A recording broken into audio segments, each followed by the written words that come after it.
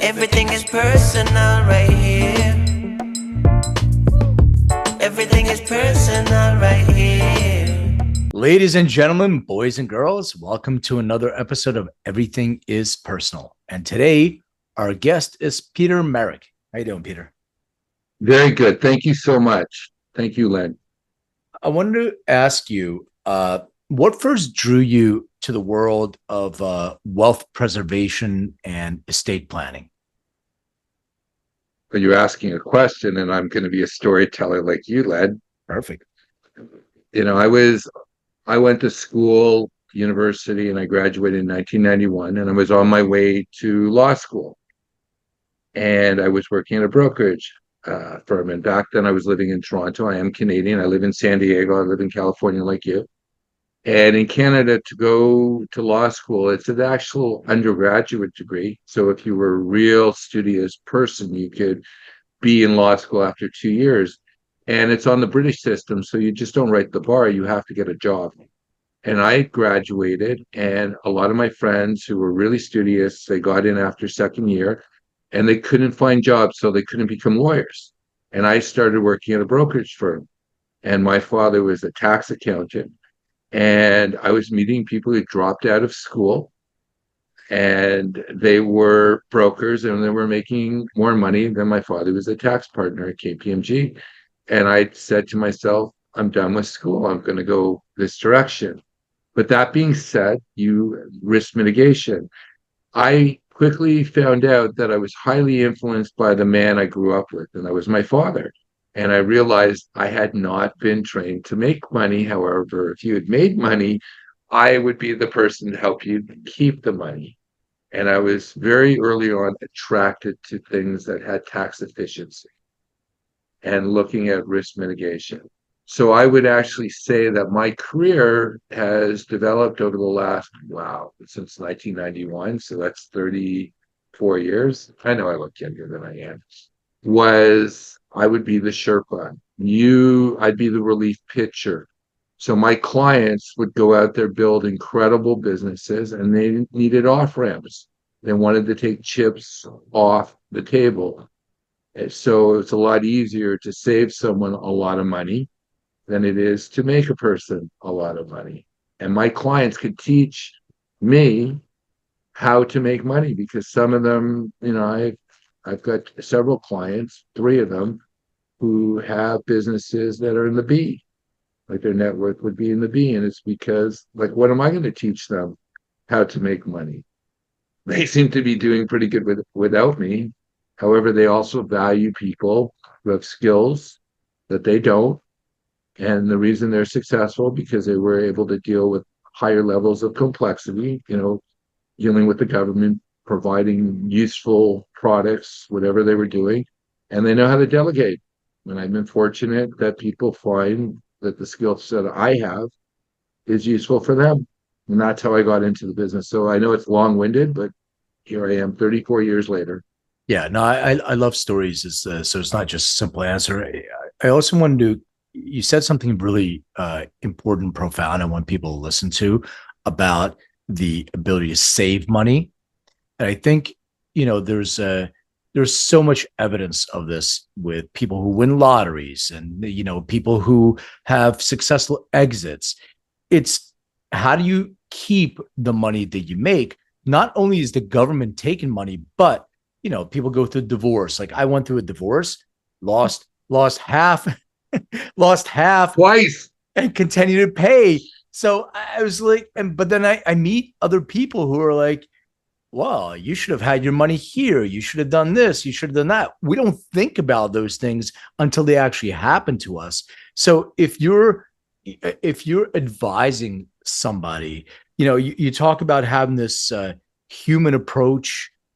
If I have it right, to a technical industry or something like that. If I'm paraphrasing, so if it's wrong, let me know. But what would be that advice? Like somebody's getting into business, they don't think about these things. Like I'm an entrepreneur, I have my own company. I never getting into a marriage. I never thought about getting divorced. Taxes, yes, I have to think about, but there's all these other things. Like look what happened to COVID. all the, so what would be like some of the things that you would talk to somebody who's actually not in the bees right now, who's starting a business, who's an entrepreneur, who may have, gotten their beak wet on some businesses, but how do you keep your money? Well, first of all, money has laws, right? So the number one thing is do what you love. Just do what you love. Find what you love because you're just going to be able to run faster than anyone else. And it took me a long time to understand that for myself. I've never left the financial industry my entire career. However, I've been in every part of it. I was a university prof. I worked on in Canada the equivalent of the Series 7 and the Series 6. I've advised successful people. I've almost gone bankrupt. I've had my own business. I've worked for myself. I kill my own steak. And, I've learned, I've become a lot more humble because when you're young, you've got big eyes. And that's the big thing to realize that. So the first thing that I would tell a younger person, and my book before the last one, It Starts with Gold, I read over 250 books on male aging or aging in general and academic papers. And one of the things that I started realizing, and then we're very close in age, is that time passes really quick. Uh, there is an old person in every young person. And I would say to the younger Len, I'd say, go out there, blow up a few times. I hope you have the tenacity to get up because that's when we find who you are. But I wrote my book. It was called The King of Main Street. And I was in love with Siddhartha. Have you read Siddhartha with Herman Hesse? Oh yeah. And I was in love with it. And the reason I was in love with the book, because I kept on reading it and reading it and reading it, because I was in different chapters of the book every time I went back to read it. I was that young, cocky person. And when you ask that question, and I get someone on a savings plan, that's what I would do. I early on in my career, you brought up so many things I shared with you. I tried everything until I found out what I was. So early on in my career, I sold investments and I worked with computer consultants. In the 90s, the internet was taking off. And then something Y2K happened, and I was dealing with a number of programmers who had actually become experts in COBOL, which was a system that was being phased out. But then they were being pulled back. They were making, let's say, working for a telco company, a telephone company, or working for a bank, and they're making, let's say, $30,000-$40,000 their entire career. And then boom, now they're making $500,000, right? Because they know how to change it so it's not going to blow up. Because in 2000 it was only set on 2 digits.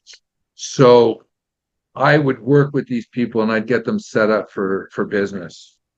And I worked with these people and I learned about business. And these are things that actually apply to me too, because I wouldn't hire me because I've been independent for so long. And I'm very similar to my clients, but I would actually say to them, just go and take a risk. Take a risk, In essence, if you lose all your money, great. Why? Because the next time you approach something, you're going to be so much smarter, because that old saying that says a picture's worth 1,000 words, an experience is worth 1,000,000,000,000 of those. Like, I didn't know what marriage was like you didn't. I didn't know what parenthood was until I became a parent. I didn't know what being 50 was going to be like and driving on the slow lane. It's like saying, why do I have to get there so quick? And it's really interesting that you brought out I'm in the United States. I've been here for about the last 7 years, and I've been here off and on. But in Canada, I wrote in the equivalent of Time magazine an article I co-wrote in 2003, and it was on lottery winners. And what happened is every time there was a higher number that was happening, and I remember the biggest one, I think, was the Powerball in 2014. It was $1.6 billion. And that was the craziness because I ended up doing about 40 shows. And one of those in Canada, they do a lot of waste. They have radio stations, which is like the BBC, it's called CBC. For every 10 minutes for 5 hours, they had me in this little community that should not have had a radio station. And I was talking on that. And one of the things that I think is really important is people really have to plan and they have to look at who they're surrounded by and the information they're taking in. Like read books. If you're starting out and you're not around anyone who's an entrepreneur, read books about this. Start thinking about it because we're all being brainwashed. So we can choose to brainwash ourselves. And that's why I read, like I still read, and I took up writing, and think about what you want. And when I was a university prof, I used to give something that I think the younger people will find useful. I found a software that was given by a mutual fund company, and you could do planning. And most people would look at what they have and they would project what they would like. And I said, no, start with the end in mind. When I go swimming, I swim a mile every day. I swim in an Olympic pool. I start at 60 and then I work backwards. It's so much easier driving back from a place than driving to a place that you've never been before. It's just so much quicker. And I would share with my students, I said, imagine you're 65, give me what your life looks like, a perfect day, like a loving family, a beautiful house. Maybe it's in Maui. Maybe, I don't know, maybe it's on the French Riviera, whatever it is. And now what I want you to do is I want you to work from there and back. And now here's this software, and quickly you're going to understand that you can't work for someone. You have to do land deals, whatever, and it has to do this. And I give them these assumptions. I said, you start working out, and I did this back in the early 2000s. I said, you're starting out making 15 grand a year. You quickly can't work work up because the software would allow you, if you completely used it, I did it, it gets you about $8 or $9 billion. So I told my students, if you're 65 years old and you give me something that shows you have $7 or $8 million, you're not a person of significance. You got a C plus. But if you can get it up to this, of course I'm going to give you because you have that image. But the only thing that I will say is that there's reality and there is the future. So if you like the financial planning process, I always had a problem with it, and I rewrote it in my books. It said, tell me what you have, and then tell me what your goals are. I actually say, tell me what your goals are. Paint the picture for me. Now let's at what you have. Let's look at let's look what you would need. So tell me your goals. Let's look at what you need to have those goals. Now let's work backwards and let's look at what the tension is. And then when you're in those situations, you'll be able to ask a quick question. And I think it's a very important question for younger people. Does this move me closer? Does it move me further away? So for example, if I'm running a business and I'm selling widgets and someone comes to me and say, hey, there's this Bitcoin. I have to ask myself a question. Does it move me further or closer or further? Because I can control investing in my business. I can't control what the market does. And that is a very powerful question that I learned to ask other people. And eventually I got to learn to ask that of myself. And that comes with age and discernment and a point of reference to understand what's important. So you mentioned Canada, where in Canada did you grow up? I grew up in Toronto, which is bigger than Chicago right now. It is smaller than LA, but if you give it a few years, it will be bigger than LA.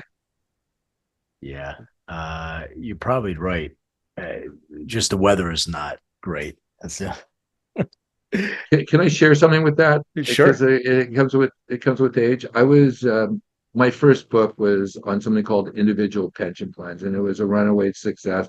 It was Canadian. I wrote it for LexisNexis, and I got a call from a gentleman who was one of the top money managers in the country, and he was semi-retired. He was like the emeritus of his firm, and he was divorced, and his daughter lived in the Netherlands, and it's February. And I look at him and I say, Barry, why are you living in this godforsaken country You should be in Florida, California. This is back when the Schwarzenegger was like the governor. So I guess Yeah. that's starting to be like 2 decades ago. Why are you in this godforsaken country in February? Like it's miserable here. Everybody's escaping somewhere south if they've got money. You've got money. This guy's worth a few $100 million. And then what he said to me back then, in my young 30s, it was, like, Peter, I got such good friends. And I didn't understand that at the time. I went, like, you can make new friends. Well, I'm 56 years old. And when I go back to Toronto, I can tell you, I have great friends here in California. But those friends in Toronto remember when I was drunk and I got into a car accident with my mother's car, and they remember me not being what you're seeing. They're my baseline. They're Yeah. like your mirror. And it's like, and when you get older, you realize that old saying, like if you have five really good friends in your life, you are such a wealthy person. And younger people don't understand it. And that's my example. When I was young, I was saying, Barry, get the hell out of here. So yeah, it is cold up there. But for me, Peter Merrick, some of the most warm, cherished relationships are there. So it's very warm. Yeah. No. Even in the coldest. Yeah, no, I agree with you on that because I'm from Philadelphia. I grew up in Philly and I moved to LA about 15, almost 16 years ago. And you're right, my girlfriend had a party for me, a surprise party, and my friends from Philly, from Florida, from New York, and etc. They came. I have friends in LA, but they're not like my friends who I grew up with. However, if you think about it, because I visited Philly not too long ago, everybody has a life there. So because you're coming in now, you're meeting your friends again, and it's warm. But if you're there living there, you don't see those five of your best friends all the time. They have kids, they have wives, they have lives, and all that stuff. So the distance, I think, gets you actually even closer with those childhood friends than it is if you're there all the time because you kind of take that for granted. Oh, that happened to me. I chose not to get participate in the medical experiment, so I couldn't go back to Canada. That's how I ended up here. And we were both talking about divorces. Well, it was the last hurrah for my marriage because my ex is from San Diego. And I went back in 23 and I had superstar status. Everybody was dropping everything. Like for my 54th birthday, I had I said, I'm just going to be at this bar. I'm not going to make it formal, just drop it. And 60 people showed up, right? Because they hadn't seen me. It was like I was a superstar. And if I stayed in Toronto too long, I would have started losing exactly what you're sharing, that superstar status. But it's also a flip side. And I want to share, I call it the 100-mile rule. And the 100-mile rule is this. Len, I don't know, are your parents still alive? Yeah. So Okay. it's my So dad's you're, birthday today. I just actually oh, wish I happy how birthday to young him. is he? Happy, 79, and how old is he? 79. No, okay, and his name is Alex. Alex. Happy birthday! We're thinking of you today. There you go. So it's called the 100-mile rule, and it took me a while to understand it. And I studied it. I studied small world theory, like word of mouth marketing, all that stuff. And what it basically is, the further you are away from home, people meet you how you are now. So when I show up here and people see that I've written columns and they meet me in my 50s, and I basically, like, when they have award shows and stuff like that for lifetime achievement, it means you're getting old and you're going to die, right? Like that's literally what it means, right? And but the further you are away, the more respect people give you. And I'm going to give you an example going back to the 90s. I was working with these computer consultants, and the largest bank in Canada is called the Royal Canadian Bank, RBC. That's what Americans would know it as. And this individual couldn't get past the director. They bring him down to Australia because they were working on it later. And the heads of the five largest banks show up all dressed in their suits because this expert came in, that this, I apologize, this expert comes in from across the world who knows this Y2K stuff and how they debug it for their programs. And they were taking notes and they were paying attention. And in his hometown, he couldn't get past a director. So what does it mean? Okay, your mother worries about you eating properly, and she can't believe people are listening to you because she remembers wiping your nose and reading to you. Like, for example, my mother like looks at you, right? It's like I remember when I used to read to you. Like, but people meet me now and they're going like, whoa. But that's also something I want to share to your audience. When I get up in front of large crowds, I tell them about my big screw ups because I don't want to be like a sage on a stage. Like we're all born and we all like have runny noses when we're young, and we all like had dirty diapers, and we become who we become. And to understand that, and I want to share something which I think is important. My last book was It Starts with Gold, and it deals with the financial, what's about to happen financially, which is very scary if you read the documents that are published. The one before that is called The King of Main Street. And as I shared with you, I read all these books on aging, over 250 books and academic papers on aging. And what happens is when you're young, Carl Jung calls it the morning of life, right? Like I'm trying to, like, can I be crude? I'm trying to get laid. Yeah, I'm trying to yeah, yeah. find a wife. I'm trying to get the car. I'm trying to get all this stuff. It's about accumulation. It's about ego. And I used to go in Fridays, hang out with some of the wealthiest, most powerful people in Canada. And there was one gentleman, his name was Sam. I'm not going to give his last name. He was dying of cancer. He didn't tell any of us this, but he would show up and he'd give advice. He was a really, he came to Canada as an immigrant, and at the end he was worth about $7-8 billion, and he was, well, he decided at the end of his life to go and buy a piece of land that used to be owned by IBM back in the 60s. And it was the only piece of land that had not been developed. It was about 80 acres. And right now there's like $12 billion project happening there, right? This is how he chose to spend the rest of his life. When he died, it was a shit show for his family, and whatever, because the thing is he was running the wrong race, because I can only speak as a man, I can't speak as a woman. That's the first half. Like I'm a peacock, right? Like when we're young, can we really be friends? Because like you want the same woman I want, even if there's no women there, it's a pecking order. I'm going to be saying, Led, I'm like, physically, I work with brokers, right? Like they were mean to each other. They're saying, hey, when the events come, I'm the top guy, whether they are or they're not. It's like that's how men are. And they're accumulating things and they're like resources. Now, that's the first race. It doesn't matter when you get to around, let's say, 45, 50, mostly around 50, you realize it doesn't matter where you are. You start realizing it's going to end. Yeah, it's no longer academic. You had a friend who just died and things like that. Your parents are getting old and everything. And the second half is about deconstructing and giving away and thinking about other people too, because I think that's really important. Like, and what happens with men specifically, men, I've seen the toughest men, ones that you'd be scared on the street, become really softies. And that's what happens. And they realize it's like Luke Skywalker, he meets Ben Kenobi. Ben Kenobi gives him a lightsaber that changes his life. That's what older men can do, the break. And they enjoy it. And I also find that older men, if they're healthy, they don't look at younger men being, competition, because they know how hard it is for a younger guy.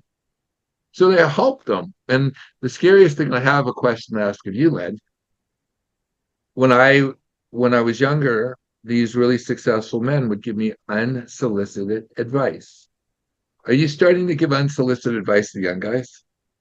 Uh, I don't like free advice, so I asked them. I said, "Are you Okay. open? Are you open to having some feedback or for me sharing my thoughts?" Because I never liked it. I always got this free advice, and I'm like, "How much did I pay for it? Nothing. That's what it's worth." So I was always cocky about that because I didn't find value and ego and all that other stuff. So now I'm very sensitive to doing the same thing to other people. So I asked them if they'd be open to it. Well, that's good, but you want to give it because, in essence, I look at it this way. Really, what is communication? It's a song, right? Like we Yeah. sing our songs. We want, after we're gone, when you realize that you're not going to be here, a healthy individual wants to help younger people so they'll sing their song. And your, the question would be like there's two deaths that all of us will have. And one is when we physically die. And the second death is when no one remembers us. And what happens to a lot of men subconsciously, they sort of feel that. And that's why they help younger people out because they know about they sense the second death. I That the think, one day when yes. yeah. So I think that it all depends on your values. And if you're open and honest with yourself, like I knew at a very early age that I was like my goal is to help, my goal is to give. And it created some very codependent type of relationships in my life when I wasn't aware that if somebody's a taker and I'm a giver, now we're in a hamster wheel that revolves over and over and over and it depletes. So now there's a sense of resentment because somebody's taking advantage of my good giving nature. So I had to create, I had to create guardrails around myself to make Yes. sure that I don't get hurt by my nature. So as we go through life, we have these experiences where we start putting up walls because you talked about failure. I never had a fear of failure per se. I always had like, I'm just going to do it. Let's do it. Let's try it. I mess up. I'll learn from that experience. I'm resilient. I'm an immigrant. I'll get myself back. And I saw my parents do it. And I saw plenty of examples of that. And I lost a lot of friends along the way. And I don't mean they stopped being friends. I mean, they committed suicide, they OD'd, all these things because they couldn't deal with those kind of things. Like if you get punched in your ego, maybe that happens. Maybe it's an ongoing thing. But from my standpoint, it's about building trust with people. And when your trust is broken over the years, by you trusting, being open, helping, and somebody takes advantage of that, when you start building walls. So, yeah, I think from my standpoint, getting older, I'm shedding some of those walls a little bit more and being open to trusting, but not sort of trusting where I'm just open to everything. There's a litmus test for the trust. I'm going to give you some examples and to see if I can actually trust you. And slowly, I'm going to bring the walls down. And, that's my life experience. And, I wanted to ask you, growing up, were your parents together? Yes. So you had a good example of relationships from your parents?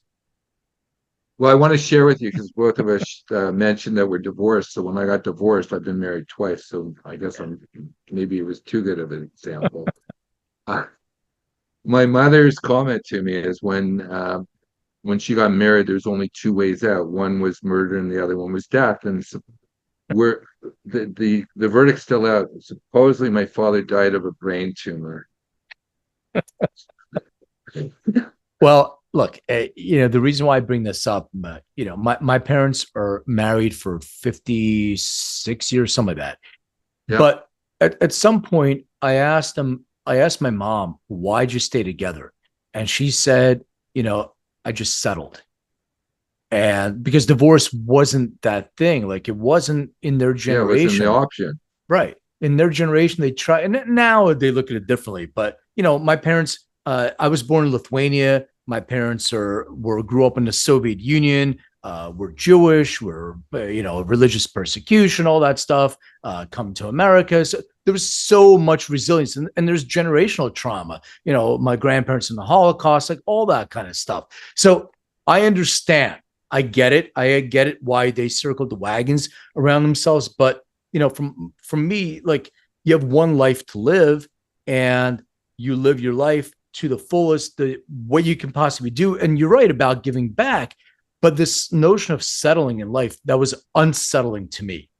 And I always wanted to make sure that I create a relationship and a life for myself that I didn't see my parents have. But I didn't have good role models. And that's why I kind of bring this up. The relationship that I saw was fighting and bickering, and not really, not now. Now it's kind of funny because they're older and they're fighting. But before I grew up with that, it was a tremendously high pressure situations, abusive, and all these different things that were going on. And when you have this example showing up in your own relationships, you don't really know. So I guess my first marriage was my starter marriage. Got everything out of that and learn It and was I practice. learn not to get married again, unlike you. So yes, so practice marriage and going back to the whole, wealth and you never know what's going to happen. I was getting married for life, and people were telling me, what are you going to do when you get divorced? I'm like, fuck you. I'm not going to get divorced. What are you talking about? Don't even put that in the universe. It's forever. Okay. It's not. And 60% of marriages end in divorce. So going back to, what your advice and your thoughts, poor planning is the thing that actually ends up costing you because you don't think about what can happen. And Y2K will get, what if something happens? 9/11, COVID, divorce, all these different things. So how do you kind of work on risk mitigation for those things that you may not know they're coming, whether you're a business owner or even if you're not a business owner? Can I ask you a question? Did your parents speak Yiddish or no? Or did the Soviets steal that? Oh yeah, no, my mom speaks Yiddish. So my grandmother, my great grandmother only spoke Yiddish. My Okay. grandmother spoke most Yiddish, and we were in Austria, like traveling the U.S. That's spoke German, Yiddish to everybody. So yeah, The reason why I'm asking, because you have to think about it, it's like you have to laugh at life, right? That's like there's words. Like I had uncles and aunts like would tell me when they would say something in Yiddish, they say it can't translate, right? yeah, And you think about it, it's like one of the things that I realized, and I shared with you, I chose not to get vaxxed. And it was pretty crazy, especially in Canada. It's like these were the stories that you were told by your grandparents, and I was told by my grandparents. My family was lucky; they came over before the war, just like in the 30s. But my father's family, there were 21 siblings. There were only three that came over to Canada, and only my grandmother, she was the youngest of nine, and my father's twin sister came over. So we're talking that must have been really nightmarish, growing up in that house. Must have been miserable finding out that everyone knew his dad. And I think about like the fear that I had during COVID, because it's like this is what I was prepared for my entire life. Watch out. Exactly. See, I wouldn't see you as a tribesman just because you had all the tats, right? yeah. Well, I have Hebrew tattoos, so that works. Okay, but as I Right. was taught, I tell my daughters, you're not going to be, you want to be buried near the fence, right? I'm just, Yeah, you know what? Yeah, so when I was in Israel and I was talking to, and a lot of people were tattooed in Israel, like more than you yeah, I would know. think. But the first time I had a friend, he said when his dad passed away the first time, like 20, 30 years ago, whatever it was, or they cut the tattoo off. He had a tattoo, and Wow. now, yeah, now they just bury. Yeah. Well, I'm just joking. But one of the things I realized while all this was happening, and I was I was really speaking out. Like I'm thinking, I've been told this story.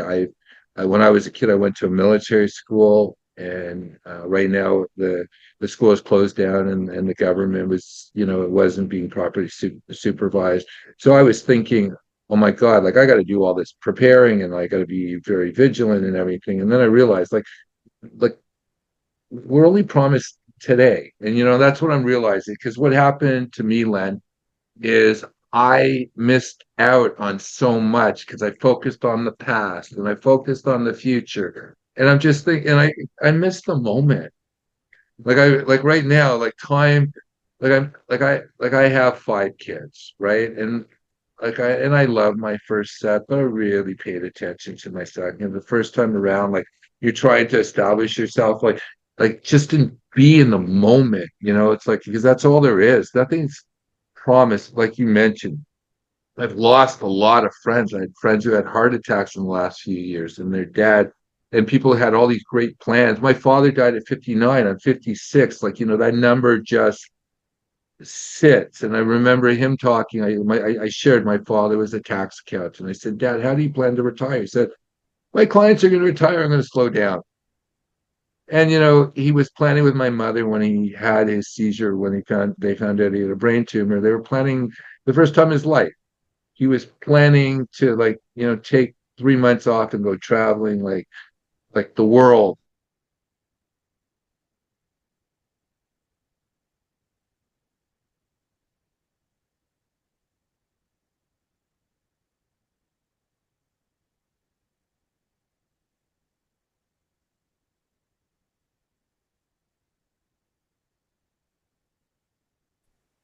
And I'll share this with you.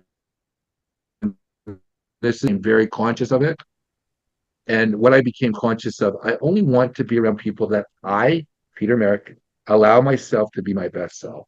Not that I would say in the past, I only want to be around people that allow me to be my best self. Like, no, no, it's not. It all starts with me. I choose. Now, for example, let's say I wasn't bald and you're bald. Okay. Well, both of us are follically challenged for a nice word. And you don't have a problem with it, but I look at you and I project and I think it's a problem, right? Well, it's my problem if you don't have a problem with it. Like I have to take ownership. And I think one of the things that I really like now is I like taking ownership. And what I recommend for younger people, the greatest thing that I fell upon it, because I didn't do this until after I went to university, I started reading, and after reading a ton and reading all the books that I should have really been reading when I was in university, because I was, that's why I was there. But, life wasn't stressful. I had to learn because I hadn't been prepared in university or in my parents' home to really deal with reality. I started writing, and I've written a lot, and it's something I started doing professionally too because I wanted to add to the conversation. And what I would say which is powerful about writing for me. The reason I started writing is because all the great people I ever admired, they all had journals. And the logic was like time is very subjective, meaning I could have the same conversation in my head for 20 years and I don't get on like beyond it. And the process of writing, and I mean like writing, and I type, I taught myself how to type, but the process of writing is I'm taking fast moving energy because that's really what your thoughts are. They're no different than the table or the pictures that you have in the background. That's slower moving energy. There's like, we use physics and whatever, fast, slow. So what you're doing is you're taking fast moving energy, you're reorganizing it, you're actually objectifying it, and then you're able to like put it back and get context from it. And for me, that's been probably the greatest growth. And it was hard at the beginning. Like, can I share a story that happened to me when I was 26? Because I didn't like myself when I read. I I became a stockbroker as we shared. I was in the financial industry, so I got this book, and the book goes and says, "What do you want?" And you write a whole list of what you want, and then it said, "Why do you want it?" And this is a big moment. Like, and sometimes people just like get up and don't pay attention. I read what I wanted, and then I read why I wanted it. And then the words came out, "You're a disgusting human being." And let me share with you why. I wanted all the things everybody else wanted. I wanted a fast car. I wanted a big house. I wanted a big business. I wanted all this stuff. Why did I want it? Because I wanted Len to think I was something special. I am thinking, I'm doing these things like I don't even like a nice car, right? Like who wants to go and spend like this huge amount of money to go and keep Ferrari going, right? I'm doing this because, and then I realized I want Len to say that I'm okay, but Len also wants other. Not saying this is the case, but it's like he's focused on his life. Like I'm a parent. I think of my kids from my point of view. No one really thinks of us. Like, when someone's like, I remember reading years ago, someone who's like, shy, thinking people are thinking, but that's a form of narcissism, thinking that someone's actually going to be thinking, like thinking that they're thinking of you. Like they're not. That's a whole, and I'm looking at this thing, and I didn't have the words at the time, but I said, like, you need other people to tell you you're okay. And this is why I've only worked with entrepreneurs. I don't work with what I would call PhDs, which are not like postdoctorate students. No, a PhD is pop at dough. I like working with people who started from nothing and built something. And they're very practical because you mentioned about the lotto winners, and I worked with them. And let me just share what the problem is. A person who started from nothing and built something, it's like an iceberg. You're only seeing a little bit. Really, what you're not seeing is their ability to have emotional intelligence, delayed gratification, and being able to deal with ever increasing levels of complexity. And they can lose everything, and those people will be able to get up again if they're physically able, because and you should know this, your parents probably told you this, because this is like education in the Torah, right? It said teach to read and give a profession, right? You can't take away education, but more importantly, you can't take away knowledge. And knowledge isn't enough. It's the application of that knowledge. I know a lot of educated derelicts. I do. And some of the people who have really no formal education, they are the most incredible people because they went out and they got up. I think it's knowledge and how you apply that knowledge, and whatever you learn in school, nothing really can nothing can supersede the knowledge that you get from life. And when you asked me a question about giving advice to young kids, well, I mean, if there is a way that I can leave a breadcrumb trail from, my daughter and see, I've stepped in these potholes before. The issue is when they're young, they're like, what the fuck do you know? And then they It's step. different. You have to learn and apply the knowledge to your life, and reading books alone and not, as you said, not implementing those is one of the things that separates people from actually doing and just knowing. And the thing that you mentioned, I wanted to ask you a question about this. You mentioned you're working with people who wealthy entrepreneurs and who want to do something. Is there a sense of leaving a legacy of some sorts? Because you talked about being forgotten.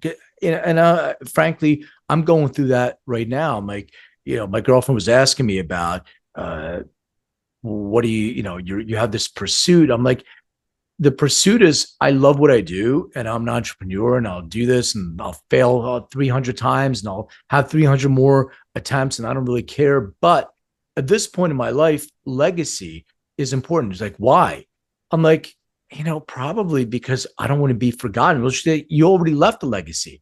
And some way, somehow in my head, it's not enough. Like, I think that the time is getting shorter and I should be doing more to have stakes in the ground that make a difference in the world. So I want to ask you about your consultative strategy advice, not only to your entrepreneurs, like here's how you should put your money, where you should put your money, but about this notion of legacy.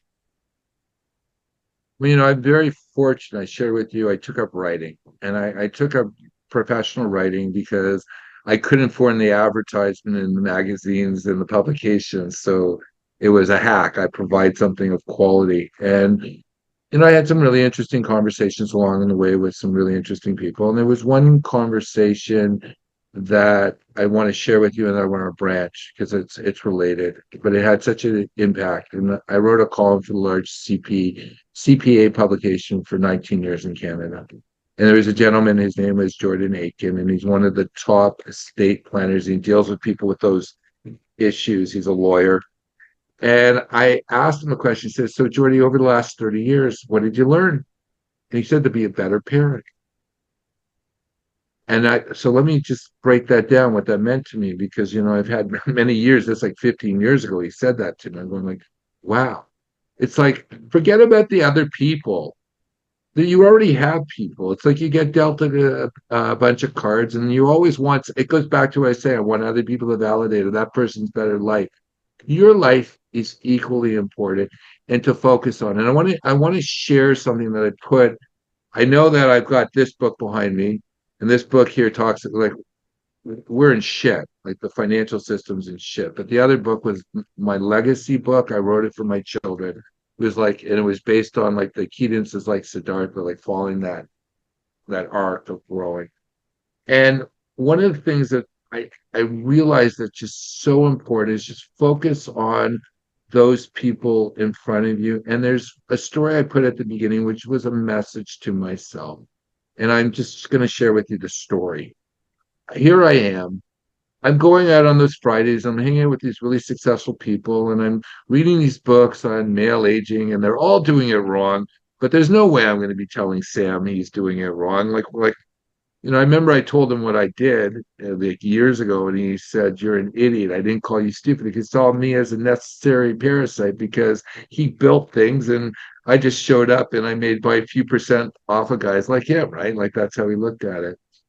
And I'm thinking about, well, how do I communicate to a person like that? And I had a situation too. I tried to hand one of my textbooks to Charles Brockman, and he told me he wasn't going to read it. He told me he paid guys like me to read books like that so he didn't have to.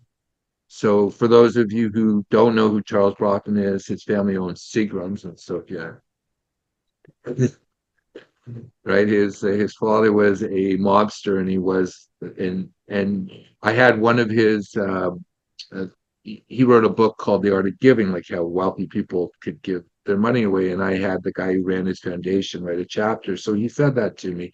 And I'm sitting in a building, and I'm sitting in Toronto. I'm on the 60th floor of a building. And I'm saying, I don't even know who built this building. I don't know.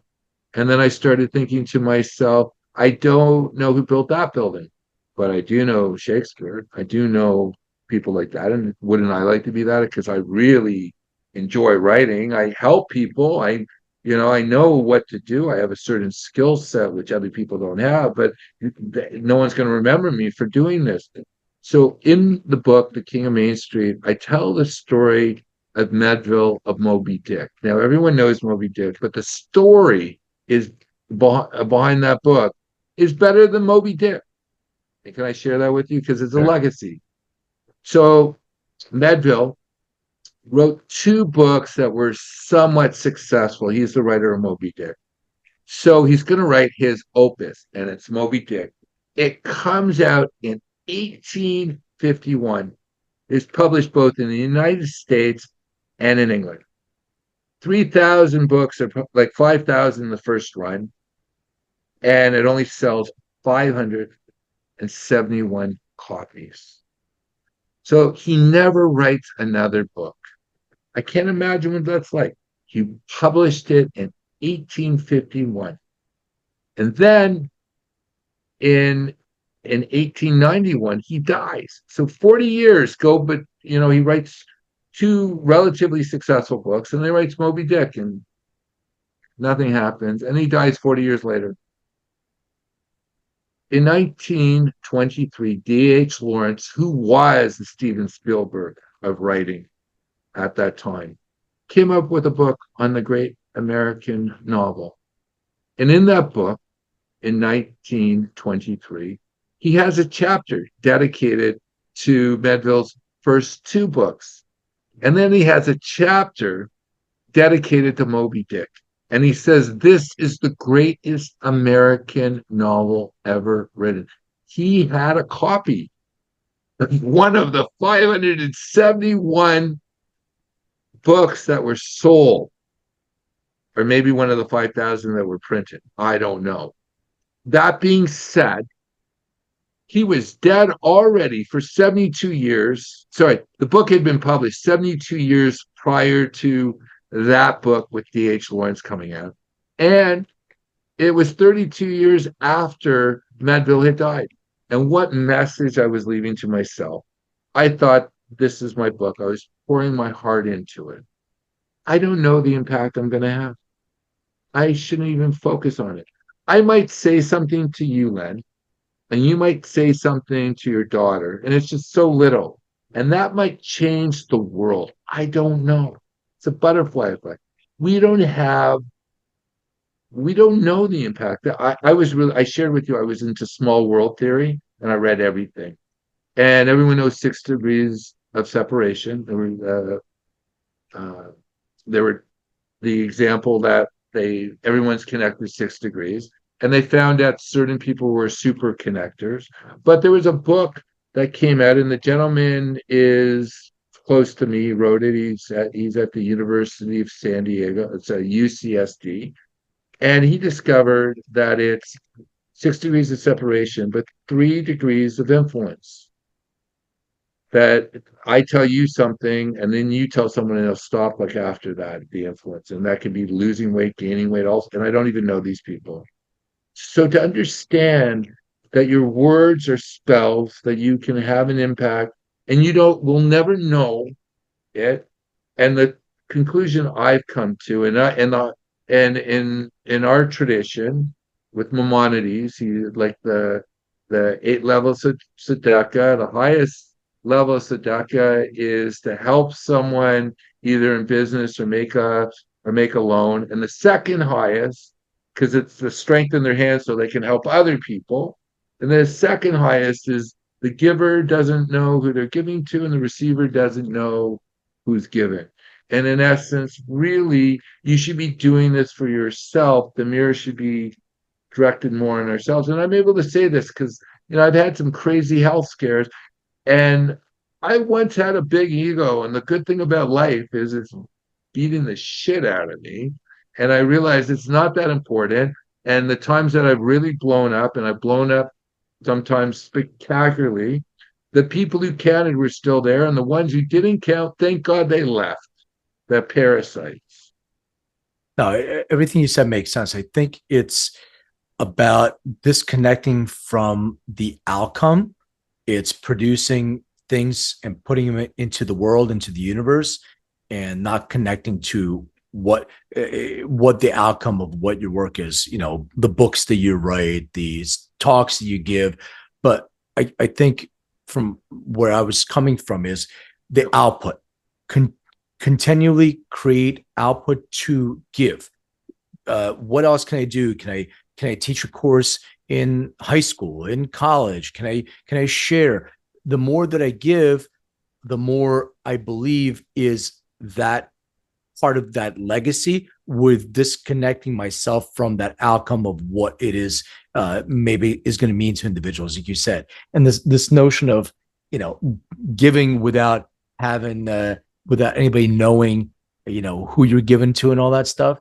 I find it hilarious in our community, because when you go hike, every single bench has a name on it given to the Feinberg family and this and that, and every single brick you have to have your name on it. And I just find it hilarious that we have these suggested laws and but we still want to make sure that we show as somebody else that our brick is bigger, our bench is bigger than the family that's in next to us.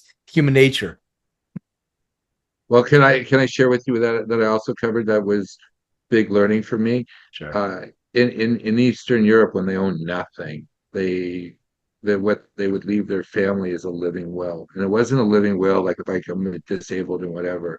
It's to share what your values and what you saw, what you value. And that's something that's so powerful that's not done right now, because they couldn't donate a building and have something, because in essence, Shelley writes a poem about coming across these two limbs, and it's in the middle of the desert, and it says, "I'm the great Maka or whatever," and it's like Okay, everything yeah. is mine, and there's nothing there, right?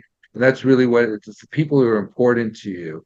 It's like, for example, I feel very fortunate. I read about male aging, and I sent it to some of the biggest people in North America, and they were sharing me their big boy uh, stories where dad didn't ever tell them that they loved them, like it wasn't their generation. They didn't know. Like there's a story about Paul Getty when he was the richest man in the world. His father died when he was young, and he thought he was like, you know, a womanizer, and then he wouldn't do anything good. And I watched an interview of him like at the end of his life, and he's trying to get the respect of a man who's in the grave. You know what I mean? Like focus on the living. The living are what's important. Like I feel very fortunate. When my father was sick, he had to talk with me. And it's like, okay, he passed away, but we had to talk. He said, I understand you're on your path. It's different than my path, but I understand it. And he also said, I love you. I had that conversation, and then I was talking to the biggest names. Like I'm not going to give their names, right? Because I sent my book out to them, and I got the call back from them, you know, and they were telling me the story. My dad didn't ever see me do this, and these are people worth billions of dollars. They would call me up because my book resonated with them, but they were telling me the same story. Well, it wasn't their generation, and this and that. Well, you want to ask me your life today? If you're listening to both Len and I speak, go to the people you care about, tell them what you think, and basically do that, and why it's the wealthiest thing you can ever do. It's more valuable than money or anything else, because don't let them guess. And that I know that my father passed away, and it's been like 20, almost 27 years now. And I'm able to go to bed because I know we had that talk. But if we didn't have that talk, Len, I would be like, I wish. Like the worst thing, if you want a shitty legacy, live with regret. Like you want a shitty, like, you know what I mean? Like the little things that maybe it's not going to be teaching, it's not going to be any of that stuff. I apologize. Uh, if it's not going to be any of those things, like you can do that. It doesn't have to be. And I'm not talking about you, Len. I'm talking about everybody else. It could be the littlest things, like you're missing your son's softball game. Doesn't matter. This client doesn't matter. This person doesn't matter. Like it doesn't matter, because like the worst thing is regret. And I discovered, like I do a lot of travel. Like I'm jumping on, which I've never done before. I'm getting on the Spitter, which goes all the way from San Diego to San Francisco. I'm doing it. I'm speaking in Toronto, and I have to speak in Vancouver.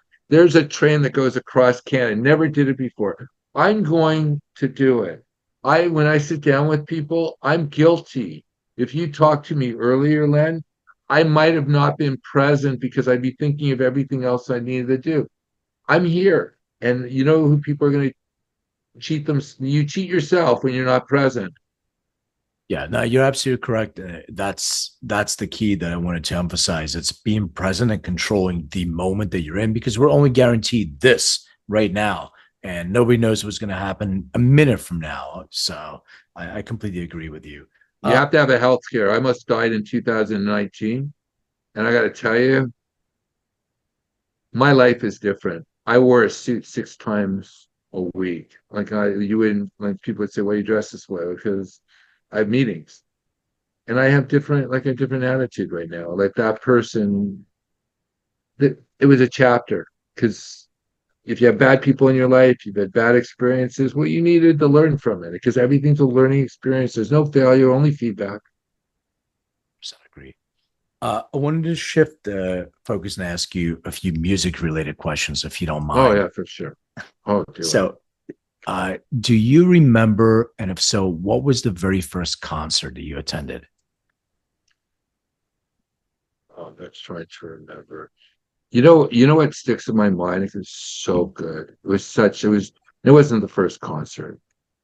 It was, but it was such a great concert. It was Peter Gabriel. in Toronto at the old, it doesn't exist anymore. Like the grandstand, it was like sort of rubby, you know. And also, I grew up in Toronto, so Rush for sure, right? Like that was just, I would see them play.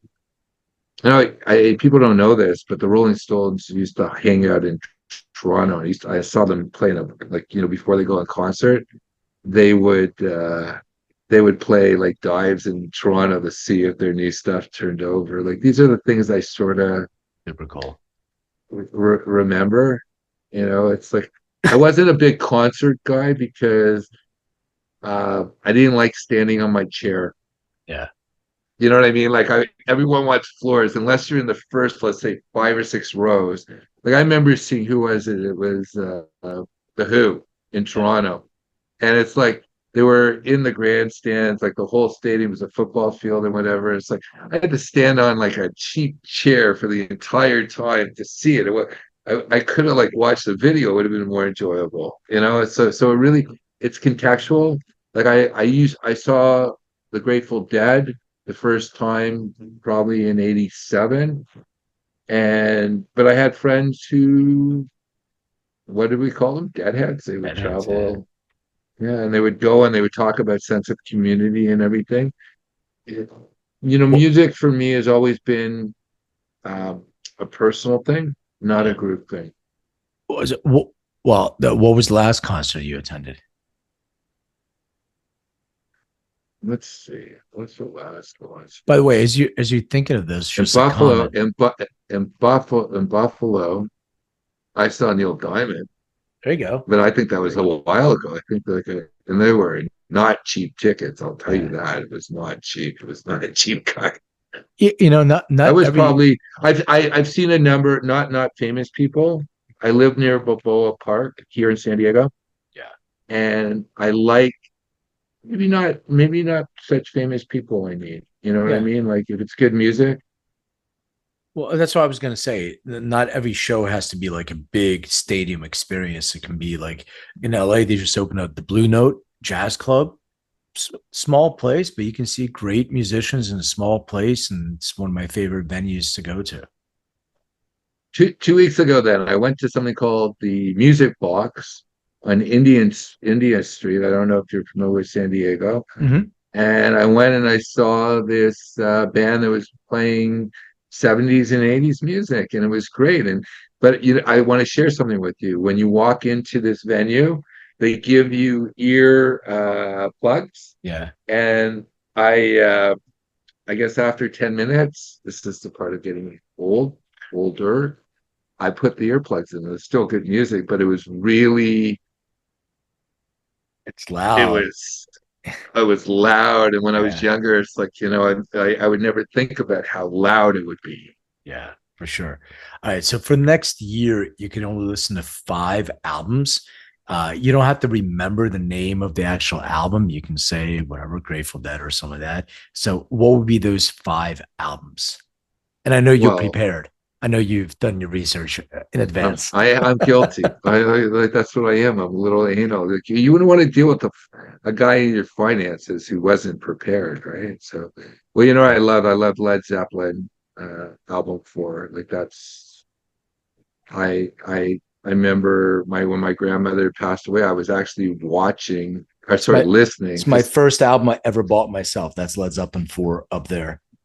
well, So I remember my grandmother passed away when I was listening to it. I don't know why. I was just hanging wow. out as a teenager, and it's just it had such an impact on me.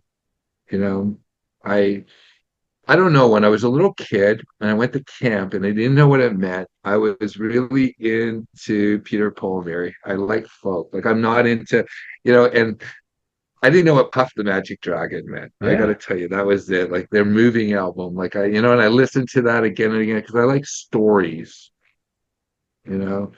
And then I also I loved Harry Chapin.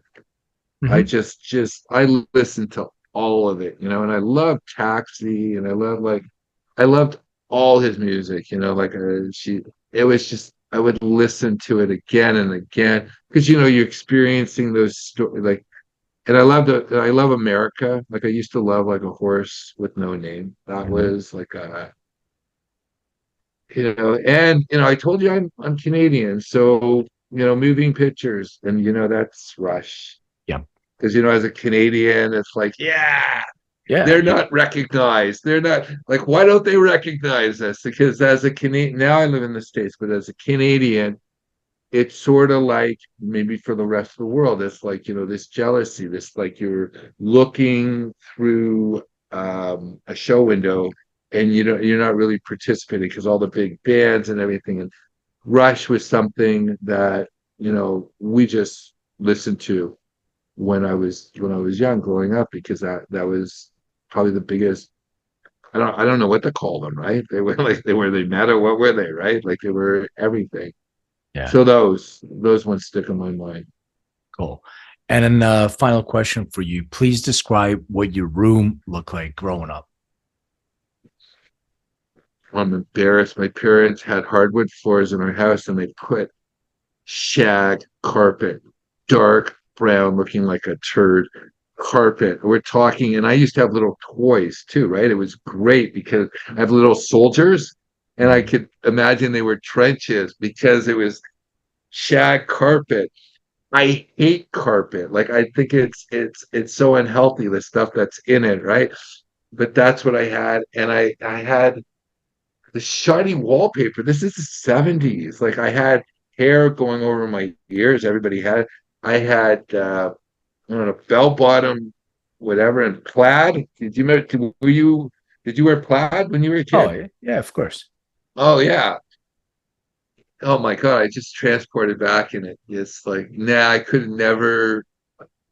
I don't know why my parents put like they had good hard wood Yeah. and they put shag carpet on every single thing. I have to give this to them. They didn't put shag carpet in the washers. Well, that's good. Probably the only that in the kitchen. That was the only place. But everywhere else, like they ruined a good house that had beautiful hardwood floors with shag carpet. So that's what I had. So your room had shag carpet. Yeah. What else that you can remember? Did you have There was any like artwork on the walls? Did you have posters? Anything that you can remember? I didn't have posters. I had this really funky, there was silver shiny. My mother hired an interior decorator to do this. It was shiny. It was shiny paper. Because remember, wallpaper was a big thing back Yeah. then. Oh Like yeah. there was wallpaper. Oh yeah, and I remember that. Oh my God, like I'm getting sick. I'm getting dizzy when I'm thinking about it. It was like colors like people had orange in their rooms and things Oh like yeah. that, like really Yeah. bright orange and yellow and stuff that we don't do. Yeah, I'm transported back to that. Listen, but we're talking about back, like when I think about my room, I think about back in the 70s because we ended up moving a few times. Like that was the house I was in, and then we moved. So I never really had that room was most significant because in my first room that probably learned to walk in that house. I learned to do everything in that house. Got it. Uh, Peter, where can people find out more about you? It starts a gold. You're King of Main Street, I think, was the other book, uh, Right. and then you have a new one coming out. Where can people find out more about you? Connect with you? Anything else you want to share?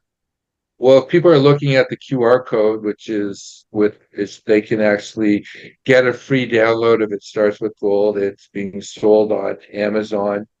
They can also go to the website. We've got newsletters that we write about what's happening. I know we were talking about things that are important, Len, but what I've been focusing on lately because of what's happened over the last few years, and I'm because your family was behind the Iron Curtain, you can appreciate much of what that they ran from, we're starting to see here.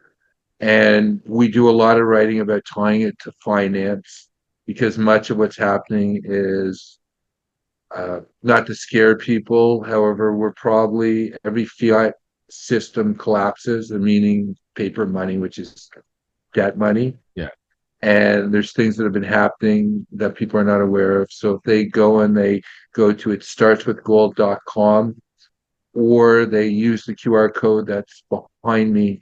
They're able to get like free downloads, because what I believe is important, this is the legacy part, is I do consulting. However, if I'm going to leave this with I'm going to use this story, since you brought up the fact that your family were Holocaust survivors and things like that. There was a gentleman named Judge Zebatinsky, and he was reading everything that was happening in Germany, and he would go to any Jewish synagogue, any group that would listen to him. And this is back in, let's say, 35, 36, 37. He died in 38. And he was saying, get out of this place. It's about to burn. And what we do in this book is we talk about what's happened, what's happening, and how to mitigate your risks. Because when things get reset, and Klaus Schwab tells us, right, the great reset, you will owe nothing and they will be happy, because it definitely won't be you. That's my legacy. In essence, I give my writing away because I need people to be awake, because there's going to be major changes. And if anybody, we're like frogs in the pot. And COVID, they turned the heat up a little too high, and some of us started asking questions that we weren't supposed to. And it hasn't changed. And I know a lot of people might be against Trump or for Trump. Anybody that you can name and you see, they were selected. It doesn't matter if it was Biden or Harris, the results would still be the same, because I they're agree. not in control. Yeah, agreed. Just follow the money. I mean, it's very, very simple kind of trail. You see who's funding what and where that's coming from. And, I'm glad you said And we that. don't even know the people really in power. You don't know who they are. These are all puppets. They've been selected. Like, and in essence, most of the control is happening right now in Switzerland, and it happens. That's where all these creepy organizations are. That they we don't know who runs them, and they're glad to let a Donald Trump run around, or a Mark Carney, or an Ardennes, or the what's his name, Mitterrand in France. Like, they're happy to let these people take the flak. Oh, It's yeah. like a pickpocket. I distract, you move. But getting back to what you're saying, if you use this QR code right behind me or right here, you'll be able to find me. And again, this has been wonderful. Thanks, Lynn. Great.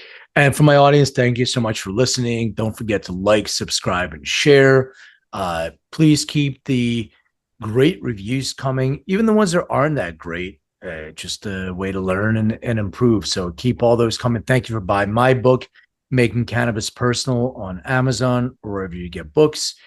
And I'm putting everybody on notice. There's a new book coming out soon.